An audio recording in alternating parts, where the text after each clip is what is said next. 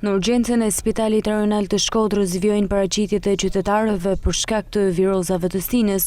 Shefi i repartit të urgjencës mjeku Ardian Dajti thotë se situata paraqitet e qetë dhe nën kontroll. Çdo ditë regjistrohen rreth 130 deri në 140 vizita, kryesisht pacientë me simptoma të lehta gripale dhe viroza sezonale. Situata në shërbimin e urgjencës në Spital Rajonal paraqitet relativisht e qetë.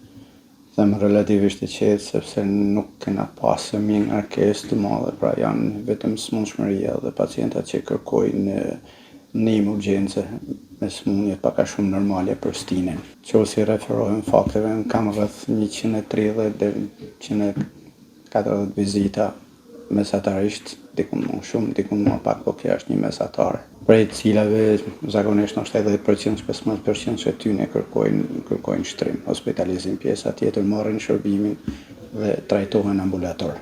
Mjeku bën thirrje që qytetarët të paraqiten fillimisht tek mjeku i familjes ose në poliklinik për të marrë shërbimin e nevojshëm mjekësor dhe për të shmangur fluksin e panevojshëm në urgjencë, veçanërisht kur nuk ndodhen në gjendje të rënduar shëndetësore.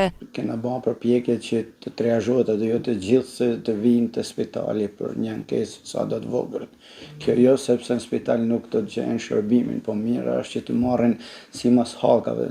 Ato periudhë kohë që janë mjek të familjes në shërbim, mirë është që të drejtohen te mjeku i familjes, sepse aty mund të marrin nimin mjekësor dhe mund ta zgjidhin pa ju referu spitalit. Tjetër që mundet me lehtësu ngarkesën e spitalit, shërbimi ambulator.